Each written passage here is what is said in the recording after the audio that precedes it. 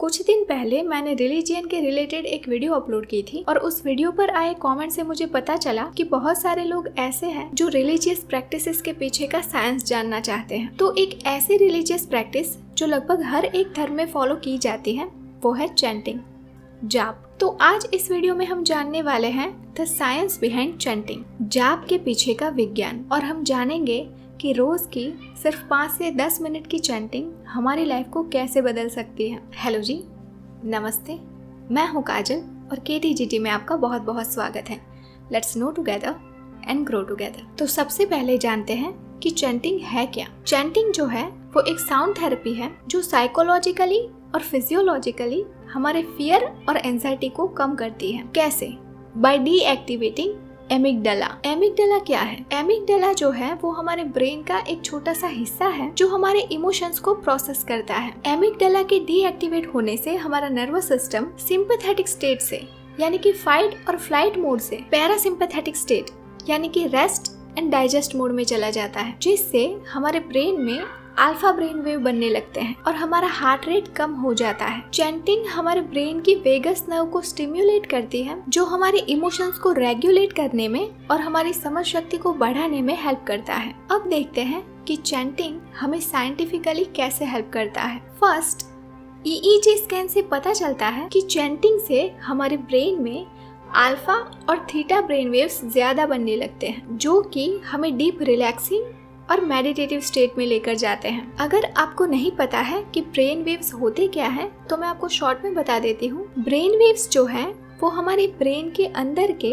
Electrical impulses हैं जो कि उसकी फ्रीक्वेंसी के हिसाब से कैटेगराइज्ड किए जाते हैं। टोटल 5 टाइप के ब्रेन वेव्स होते हैं: गामा, बीटा, अल्फा, थीटा और डेल्टा। गामा ब्रेन वेव्स तब बनते हैं जब हमारा दिमाग हाई लेवल की इंफॉर्मेशन प्रोसेस कर रहा होता है, जब हमारा दिमाग उसके पीक कंसंट्रेशन लेवल पर होता है। गामा ब्रेन वेव्स की फ्रीक्वेंसी होती है 30 से लेकर 100 हर्ट्ज के बीच। बीटा ब्रेन वेव्स तब बनते हैं जब हम बहुत ज्यादा सोच रहे होते हैं, हमारा दिमाग एकदम अलर्ट और फोकस्ड होता है, जब हम कोई प्रॉब्लम सॉल्व कर रहे होते हैं। ब्रेन में ज्यादा बीटा वेव्स बनने का मतलब होता है एंजाइटी या स्ट्रेस। बीटा ब्रेन वेव्स की फ्रीक्वेंसी होती है 12 से 30 हर्ट्ज के बीच। अल्फा ब्रेन वेव्स का मतलब होता है काम माइंड, रिलैक्स्ड फोकस और रिफ्लेक्शन। ये वो स्टेट है जब हम जग रहे होते हैं लेकिन हमारा दिमाग एकदम शांत होता है, बहुत ज्यादा सोच नहीं रहा होता। अल्फा ब्रेन वेव्स की फ्रीक्वेंसी होती है 8 से 12 के बीच। हमारे ब्रेन में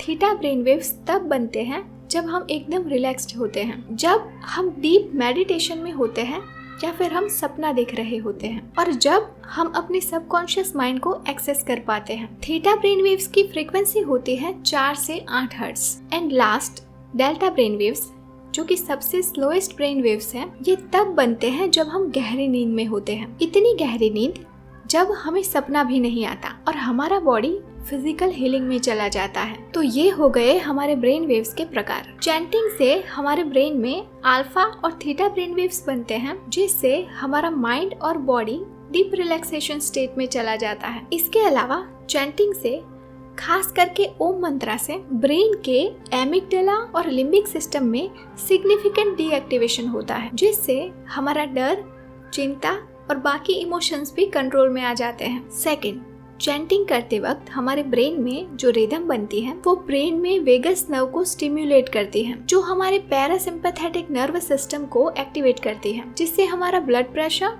और हार्ट रेट कम हो जाता है। Third, vibration and physiology. जब हम किसी मंत्र को जोर से बोलते हैं तो उसके साउंड से फिजिकल वाइब्रेशन क्रिएट होती है जो हमारे ब्रेन में गामा वेव क्रिएट करती है, जिससे हमारी सोचने समझने की क्षमता और अलर्टनेस बढ़ जाती है। Fourth, the university of California की रिसर्च बताती है कि सिर्फ 10 मिनट के मंत्रा चैंटिंग से कोर्टिजोल और एड्रेनलिन जैसे स्ट्रेस हार्मोन्स को रिलीज होने से रोका जा सकता है, जिससे आप 48 आवर्स यानी कि 2 दिन तक काम और रिलैक्स रह सकते हैं। एंड लास्ट, चैंटिंग करने से हमारा फोकस और अटेंशन बढ़ता है, मेमोरी इम्प्रूव होती है और चैंटिंग हमारे इमोशनल रिस्पॉन्सेस को रेगुलेट करता है। सबसे ज्यादा जिन मंत्रों पर रिसर्च किया गया है वो है ओम और गायत्री मंत्र। ओम का जाप हमारे नर्वस सिस्टम पर कामिंग और सूदिंग इफेक्ट क्रिएट करता है। और गायत्री मंत्र का जाप करने से हमारा फोकस,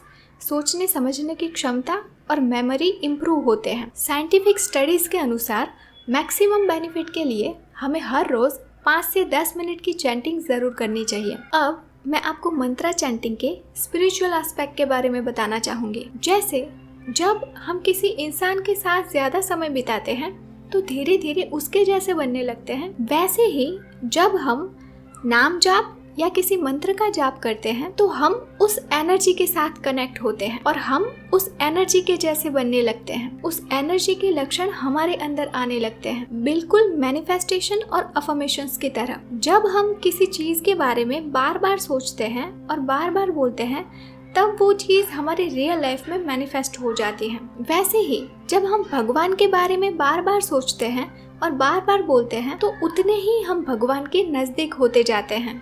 तो ये वीडियो यहीं पर ख़त्म करते हैं।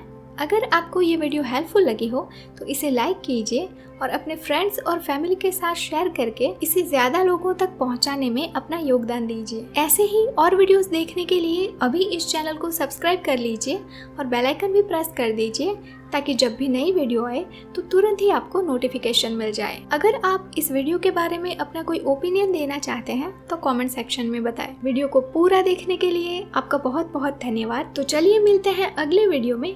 तब तक के लिए stay blessed, stay beautiful, bye bye, take care, love and light.